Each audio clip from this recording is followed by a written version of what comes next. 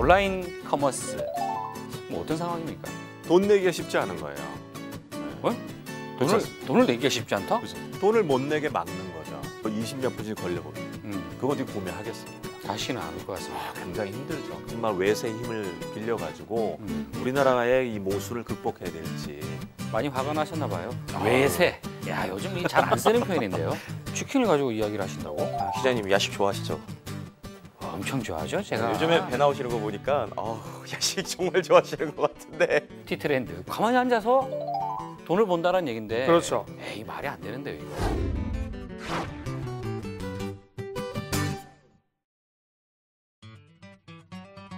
여러분 안녕하십니까? 티타임의 차준일입니다. 이 외국에서 뭔가 온라인으로 결제를 할 때는 아주 간단하게 원클릭, 뭐 해봐야 한 두세 번 정도 클릭을 하면 될 것을 우리나라는 뭔가 한 대여섯 번을 클릭해야 되고 뭔가를 설치를 하라 이런 명령들이 자주 이렇게 보게 되는 건데요. 이 도대체 왜 이렇게 차이가 나는 걸까요? 오늘은 이 온라인 결제의 서비스 트렌드가 바뀌고 있다는 그런 주제로 자세한 이야기를 해보겠습니다. 조광수 교수님과 함께합니다. 안녕하십니까? 안녕하세요.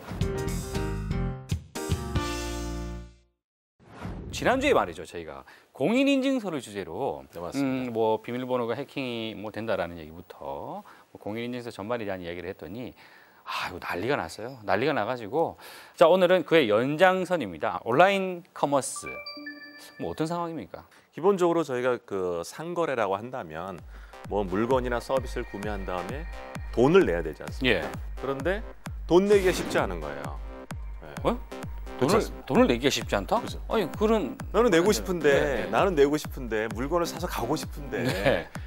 돈을 못 내게 막는 거죠. 우리가 고급 레스토랑 갔는데 가서 딱 맛있게 밥 먹고서 줄 서고 기다린다고 생각해 보세요. 그래. 돈 내려고. 예. 모양 안 나오지 않습니까? 그렇죠. 빠지죠. 예. 그러니까 사실 돈은 편하게 내고 안전하게 내는 것과 더불어 편하게 내고 멋지게 내는 게 바로 제대로 된 상거래죠. 그렇죠? 그런데 우리나라의 커머스라고 하는 온라인 쇼핑은 바로 이 부분이 너무 약점인 거예요. 그런데 바로 거기에 우리가 알고 있는 액티브엑스 기반의 여러 가지 설치하는 것, 뭐 플러그인이라고 하는 것 그런 것들이 껴 있으니까 너무 어려운 거죠. 근데 교수님, 물건을 온라인에서 구매할 때 불안하니까 이것저것 깔아라고 하는 거 당연한 거 아닙니까? 이걸 받아들이고 가야죠. 그런데 이제 문제가 생기기 시작했던 게 아마 본격적으로 문제가 생긴 거는 해외 직구라는 걸 해외 직접 구매를 네네네. 하면서 여실히 깨닫기 시작한 거죠. 그죠? 뭔가 비교가 되나 보죠? 굉장히 비교가 되죠. 그러니까 작년에 아주 저희가 큰 일이 있었지 않습니까? 미국의 최대 쇼핑 명절이라고 하는 블랙 프라이데이, 네네. 그다음에 사이버 먼데이, 요 일주일 동안에 우리나라 사람들이 미국에 그냥 온라인 쇼핑 사이트에 쫙 가가지고 구매를 했지 않습니까? 그렇죠. 500만 원짜리 TV를 뭐 반값이다. 그런데 그것뿐만 아니라 사람들이 깨닫기 시작한 거죠. 아니 이렇게 편할 수가. 돈을 내는 게 이렇게 편할 수가. 결제가? 네, 결제가. 그러니까 거의 결제에 불편함이 없는 거예요. 그렇죠? 그렇게 되면서 왜 우리는 결제가 이렇게 힘드냐. 예. 그런데 외국 사람들이 우리나라에 와서 사고 싶은 게 많을 거 아니에요. 더군다나 한류도 있고. 예. 그런데 이게 구매가 안 되는 거죠. 외국 사람이 한국의 인터넷 쇼핑몰에서 뭔가 구매할 때 복잡합니까? 그럼요. 똑같이 해야 되죠. 그렇죠. 구매를 안 액티브엑스 해봤어요. 깔아야 되죠. 예. 그렇죠? 그리고 공인인증서 해야 되지 않습니까? 이미 해외에서는 어떤 통계에 의하면 인터넷 익스플로러를 50% 이상이 안 쓰고 있다라는 통계도 있는데 와서 생전해보지도 않은 뭐 깔으라고 하고 뭐 20몇 분씩 걸려보죠. 그거 어디 구매하겠습니까? 다시는 안 올 것 같습니다. 굉장히 힘들죠. 그러니까 우리나라에서 팔 물건이 많고 좋은 그 쇼핑 사이트가 많은데 사실은 해외에는 판매할 수 없게 된 사실 무역 역조가 당연히 벌어지게 되는 거죠. 이게 안타까운 일이죠. 자 그러면요. 해외에 지금 나오고 있는 또 현재 지금 서비스 하고 있는 그 간단한 결제 시스템이라는 게 도대체 어떤 것들이 있는지 한번 이야기를 좀 해보죠. 사실 이걸 비교를 해야 된다는 게 굉장히 참 안타까운 일이죠. 네네. 전 세계에서 가장 유명한 시스템들은 아마 대표적인 거는 페이팔 우선. 페이팔. 그렇죠? 페이팔은 1999년도에 엑스닷컴이라고 하는 데서 시작을 했잖아요. 그러니까 14년 전의 일입니다.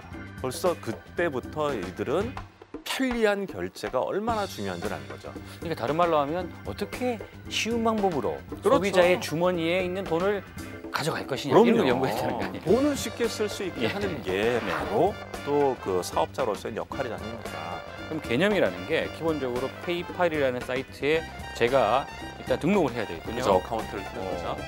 처음에는 기본 정보는 들어가겠군요. 중요한 정보는 이제 신용카드 정보일 수도 있지만 제 은행 계좌 정보입니다. 그러니까 신용카드가 없어도 거래를 할 수 있죠.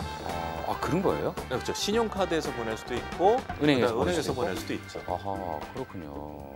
한 번만 등록하면 된다는 얘기입니까? 그렇죠. 설치할 게 없죠. 이미 돼 있으니까. 돼 있으니까. 예. 은행입니까? 뭐 은행은 아니죠. 은행이 아닌데 그런 송수신, 그 송수금을 쉽게 하는 시스템인 거죠. 네. 이렇게 하면서 또 좋은 게 뭐냐면 제가 어디다 돈을 받으려고 뭐 이렇게 하면은 제 계좌번호도 보내야 되고 제 주민등록 뭐 신분증 이런 거 보내야 되는데 페이팔을 쓰면 그럴 필요가 없어요. 개인 정보가 보안되면서 편하게 합니다. 그렇죠? 그리고 많은 나라에서 쓰다 보니까 많은 나라 많은 거래 사이트에 쓰다 보니까 사람들이 표준화되듯이 편하게 쓸 수 있어요. 여기 가도 이거, 저기 가도 이거. 그렇죠? 또 아마존의 원클릭 워낙 유명하죠. 원클릭. 그렇죠? 네. 원클릭은 물건 고르고 옆에 있는 버튼 하나 딱 누르면 끝.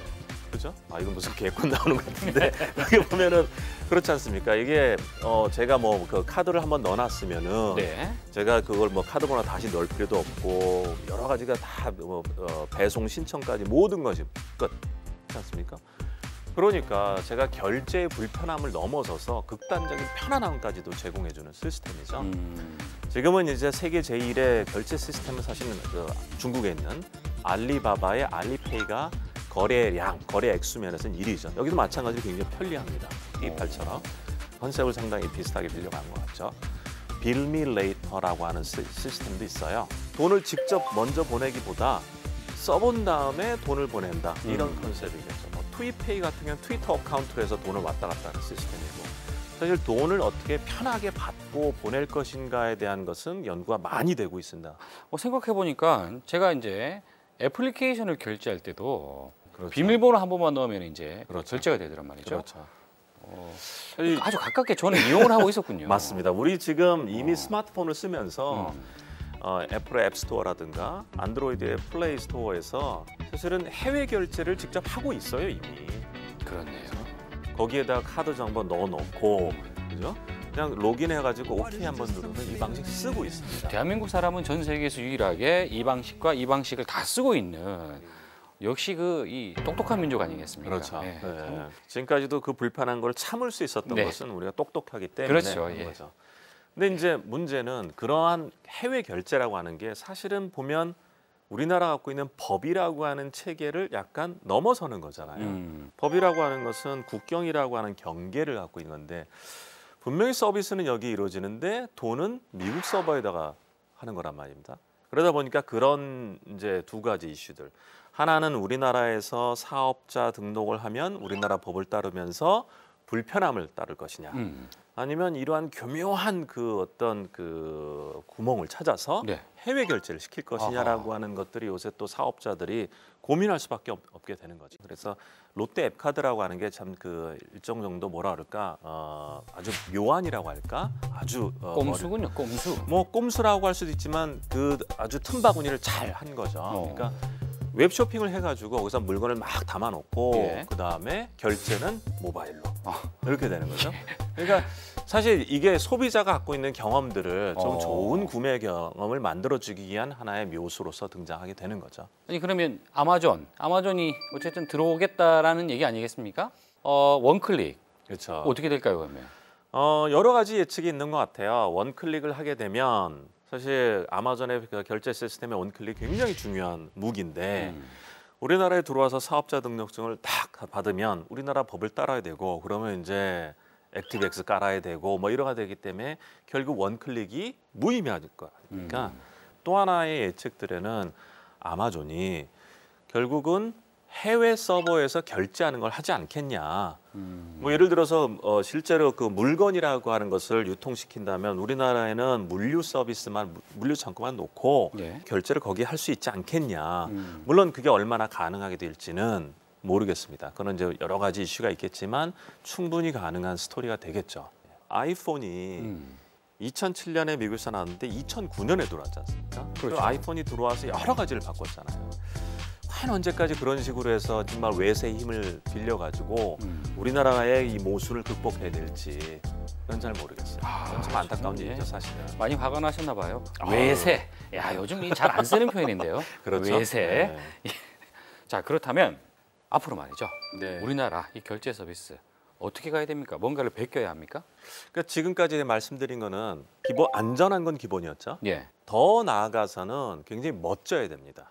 아, 멋져야 그렇죠? 된다. 예를 들어서 우버 서비스 같은 경우 있잖아요. 개인 드라이버 예, 운전사, 예. 개인 운전하시는 분을 딱 해서 쓰는 서비스인데 정말 멋지게 한번 딱 해서 누르면 제 위치로 오고 그다음에 내릴 때 한번 딱 버튼 한번 누르면 그죠? 영수증이 페이 날아오고. 되고 네. 네, 영수증 날아오고 굉장히 멋지지 않습니까? 그러니까 마치 고급 서비스를 이용하는 것 그런 게 한 방향인가면 또 하나는 지금 일어나고 있는 게 뭐냐면 체크아웃 카운터가 없어지고 있어요.